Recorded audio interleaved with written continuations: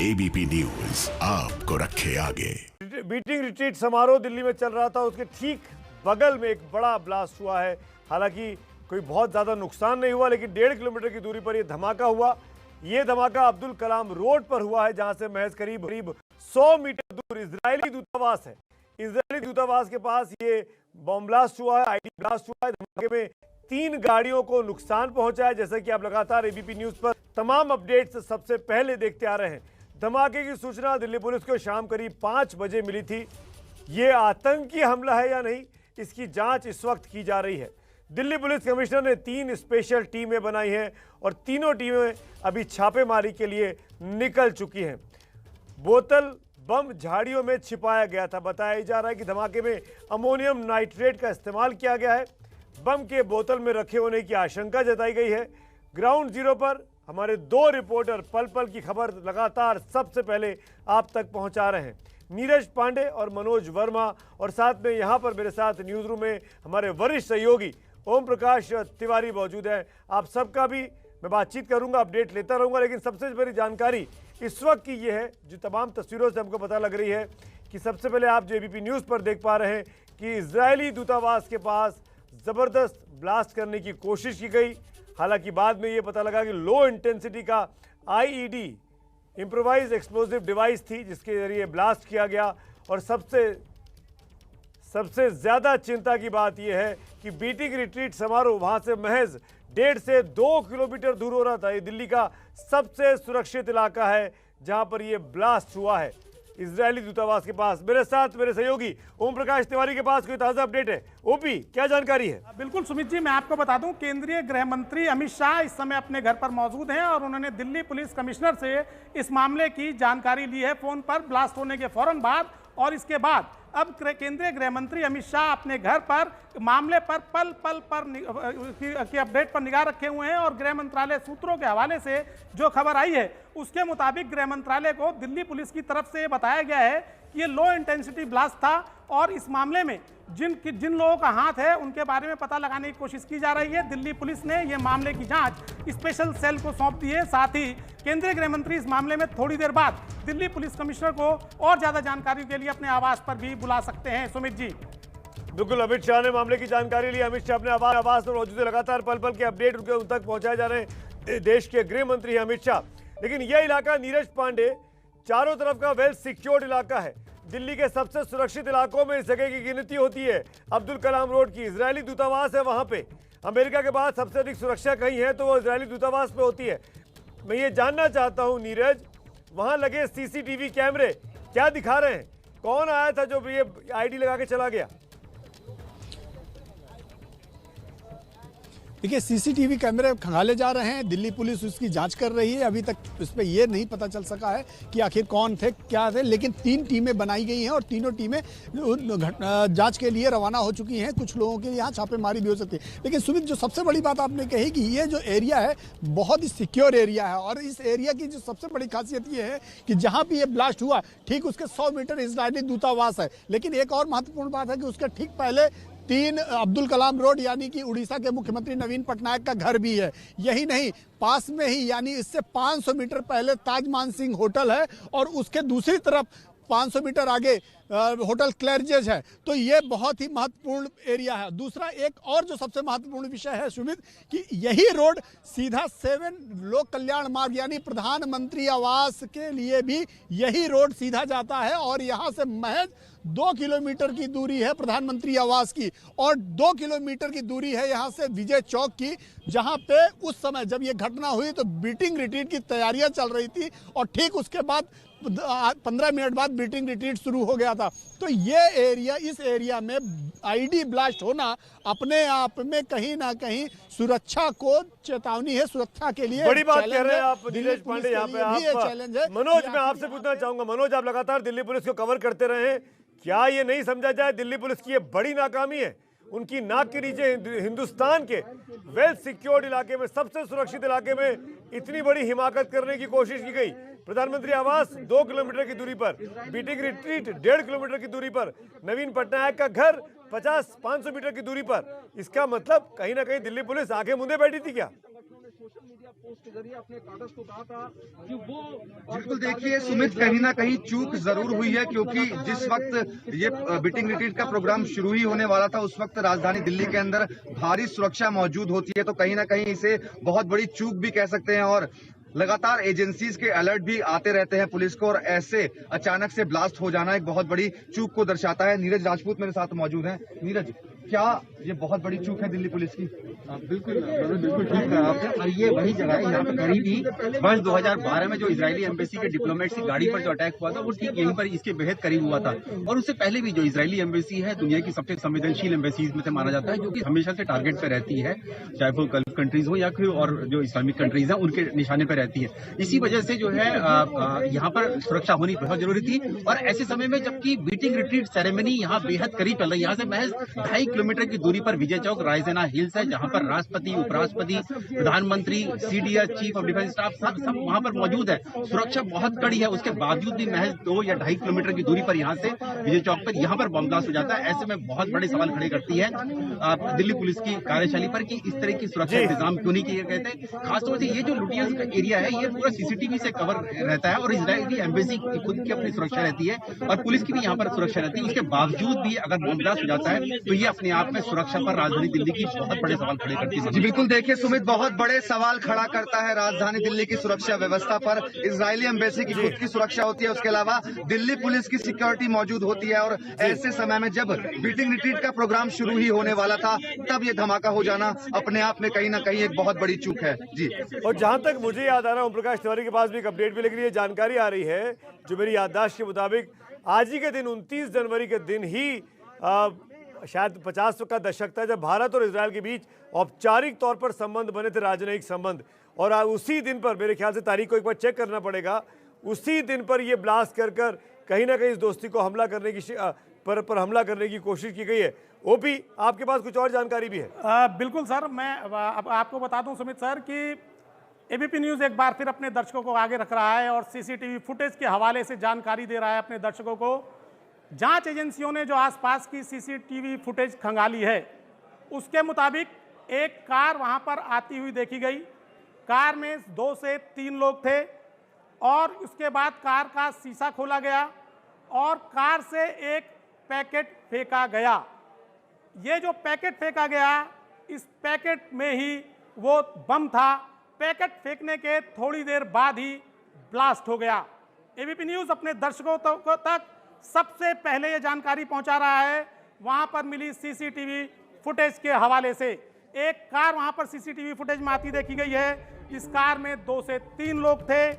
Car का शीशा खोला गया और उसमें से एक पैकेट। ओम प्रकाश, कौन सी कार थी ये? उस कार का नंबर नोट हुआ है क्या? बिल्कुल सुमित जी, मैं आपको बता दूं कि कार के बारे में काफ़ी कुछ जानकारी है, लेकिन शायद ऑपरेशनल डिटेल्स हैं, इसलिए अभी इस बारे में बहुत ज़्यादा खुलासा नहीं किया जा सकता। लेकिन जो मामले पर पहुंचे जांच अधिकारी हैं, एनआईए के एक आला अधिकारी से मेरी बात हुई है जो मौका वारदात पर पहुंचे हैं, उनके मुताबिक ये सीसीटीवी फुटेज से ये बड़ी जानकारी सामने आई है कि कार से एक पैकेट फेंका गया। बहुत बड़ी जानकारी इस पूरे घटनाक्रम की ओम प्रकाश तिवारी दे रहे एबीपी न्यूज़ के वरिष्ठ संवाददाता। साफ तौर पर ये बताया, सीसीटीवी फुटेज से ये पता चला है दिल्ली पुलिस को, एक कार आती है जिस कार में 2 से 3 व्यक्ति सवार हैं। कार का शीशा नीचे किया जाता है और फिर एक चीज़ बाहर फेंकी जाती है। वो चीज़ थोड़ी देर के बाद ब्लास्ट होती है, उसी चीज़ में ये ब्लास्ट होता है। ये 2-3 लोग कौन है, इसके बारे में छानबीन की जा रही है। 3 टीमें दिल्ली पुलिस कमिश्नर ने बना दी है। और सबसे बड़ी बात यह इस तमाम अपडेट में कि क्या ओम प्रकाश तिवारी, जो मैं आपसे जानना चाहता हूं, नीरज मैं आऊंगा आपके पास भी अपडेट है, लेकिन ओम प्रकाश पहले मैं आपसे जानना चाहूंगा, क्या इस चीज में जो बाहर फेंकी गई इसमें टाइमर लगा था, क्यों जो थोड़ी देर के बाद फटा? बिल्कुल सुमित जी, इस आशंका से इनकार नहीं किया जा सकता। जैसा कि एनआईए के वरिष्ठ अधिकारी ने बताया कि कार में से फेंकी गई वस्तु पैकेट था। जो सीसीटीवी में दिखाई दिया है वो पैकेट नुमा चीज़ दिखाई गई है, और चूंकि वो जब बाहर गिरा तो उसके थोड़ी देर बाद ब्लास्ट हुआ, यानी कि उसमें कोई ऐसा डिवाइस लगाया गया था। क्योंकि मैं आपको बता दूं सुमित जी कि कुछ बम ऐसे होते हैं जिनमें जब केमिकल और बारूद एक दूसरे में मिलता है तो ब्लास्ट होता है।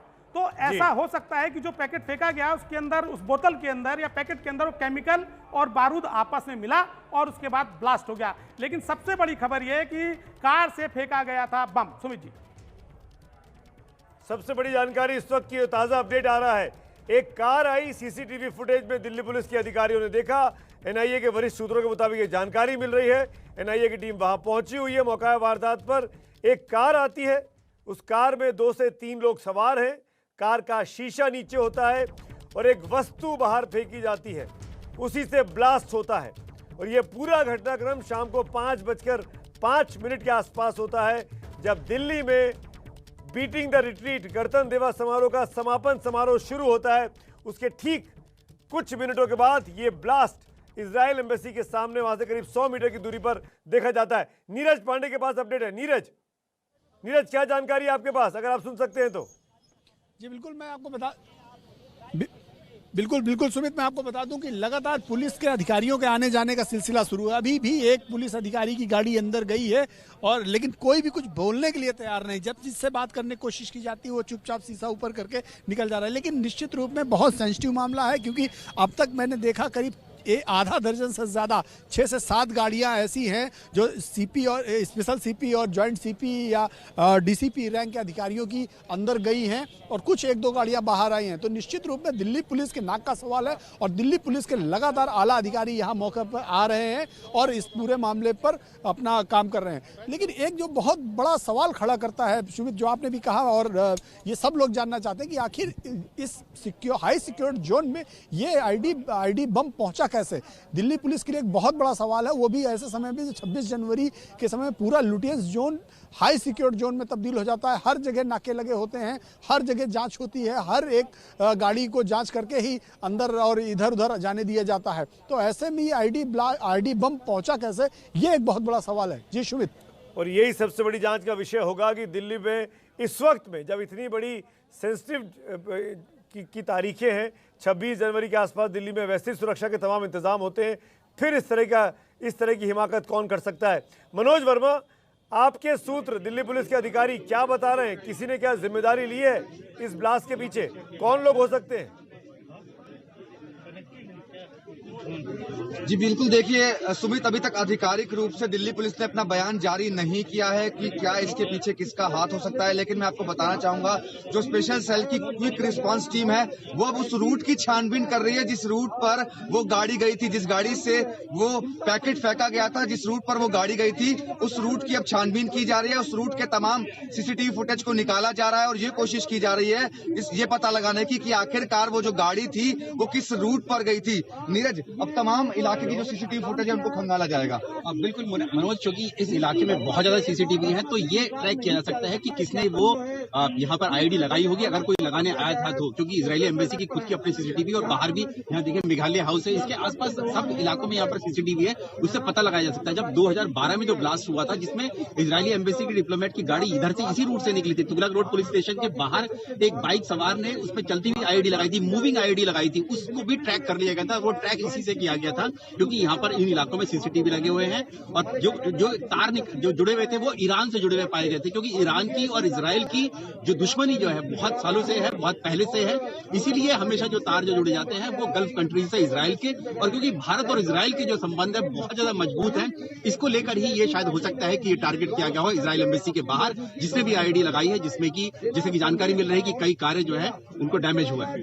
जी बिल्कुल, देखिए सीसीटीवी एक बहुत महत्वपूर्ण कड़ी है। सुरक्षा व्यवस्था पर बड़ा सवाल खड़ा करती है यह पूरा घटनाक्रम जो आज इजरायली एम्बेसी के बाहर हुआ है।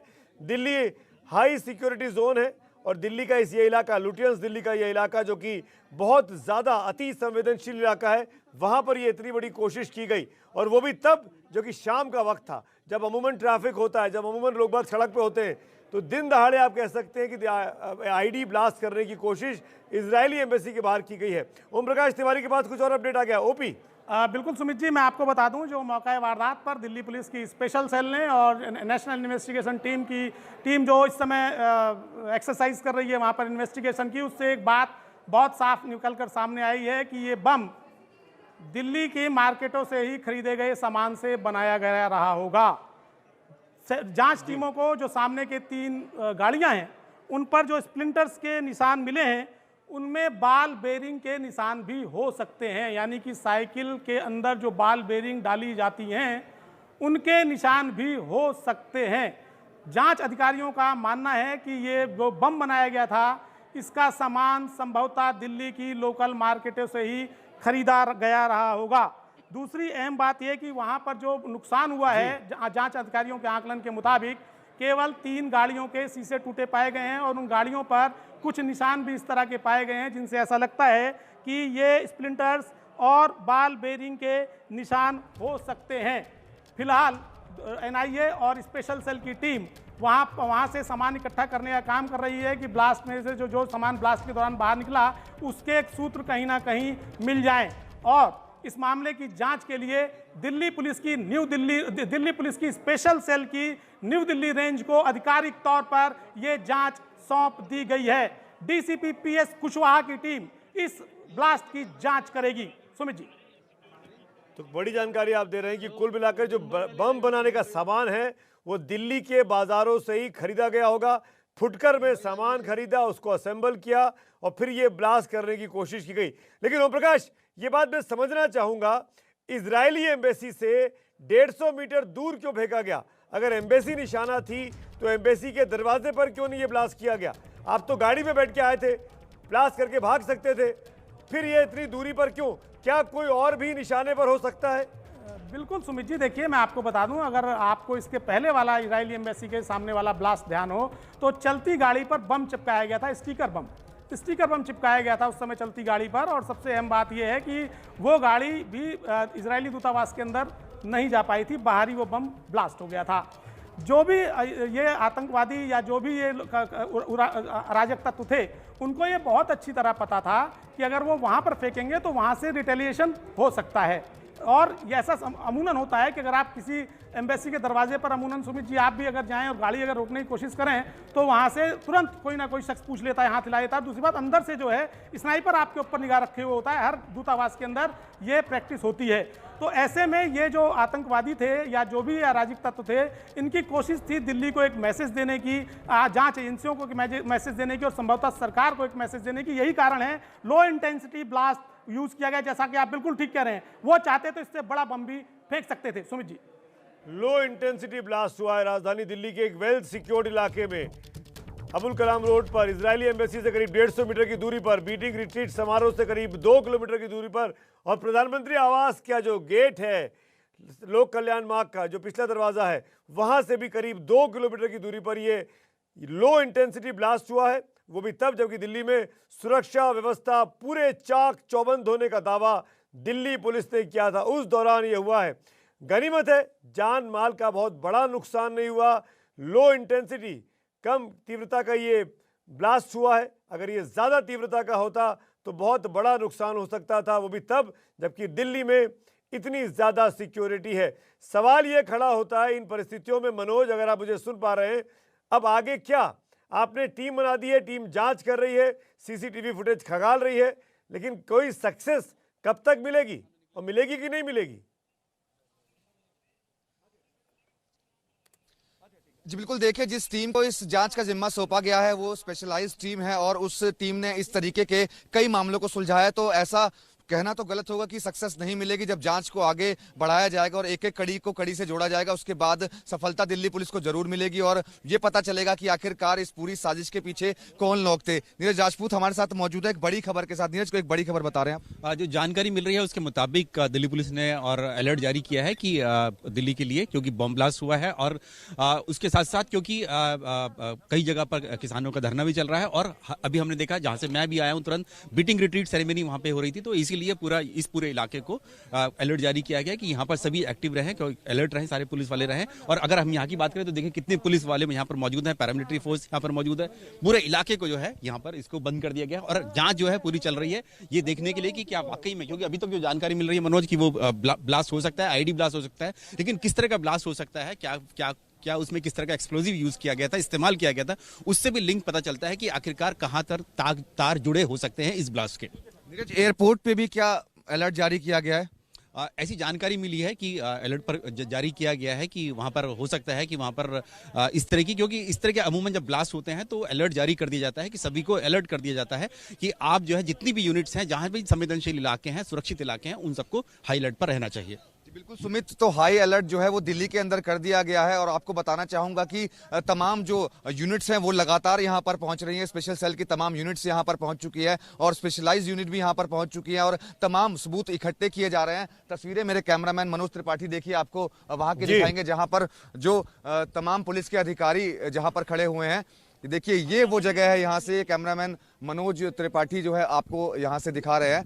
तमाम अधिकारी यहाँ पर मौजूद है उसी जगह पर जहाँ पर ब्लास्ट हुआ है और चलती कार से जो पैकेट फेंका गया था वो इसी जगह पर फेंका गया था और वहीं से वो तमाम सबूत इकट्ठे किए जा रहे हैं। बॉम्ब स्क्वाड की टीम यहाँ पर मौजूद है, डॉग स्क्वाड की टीम यहाँ पर मौजूद है, एफएसएल यहाँ पर मौजूद है और अब सबूत इकट्ठे किए जा रहे हैं। और जैसा कि हमारे संवाददाता ओम प्रकाश तिवारी ने बताया कि जो बम बनाने का सामान था वो दिल्ली से ही खरीदा गया होगा।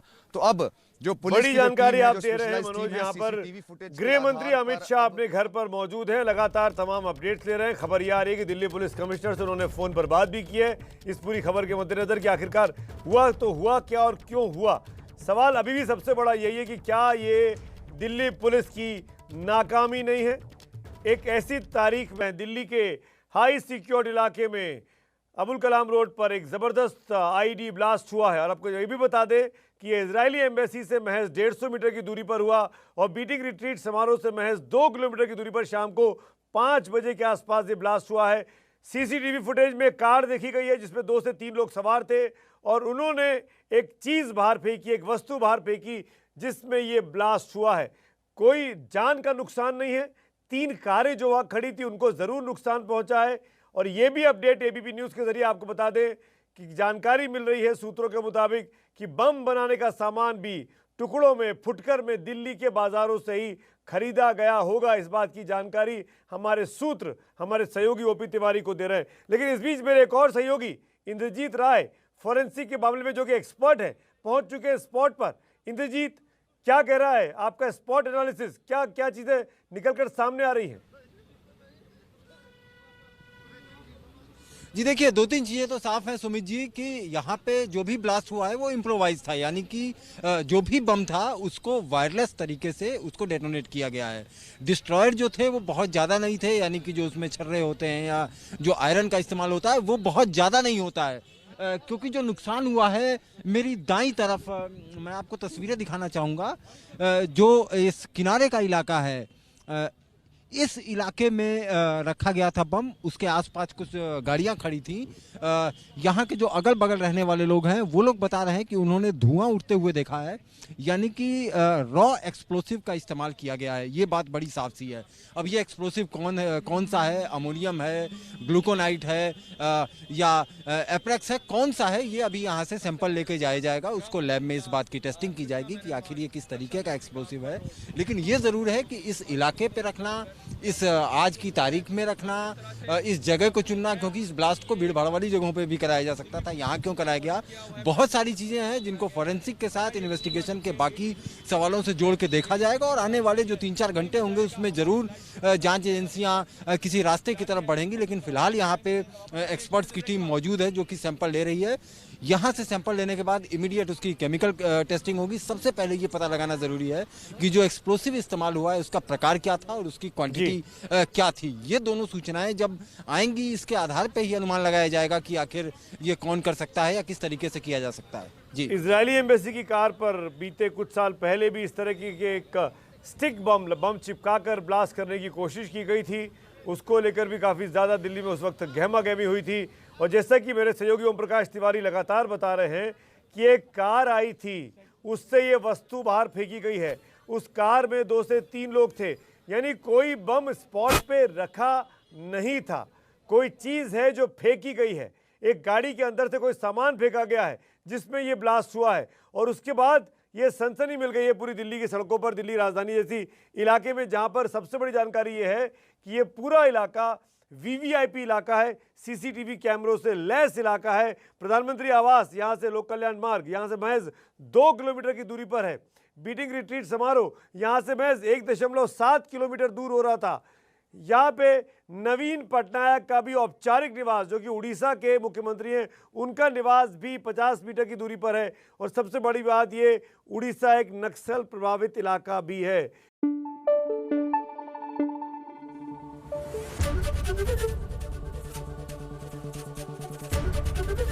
एबीपी न्यूज आपको रखे आगे।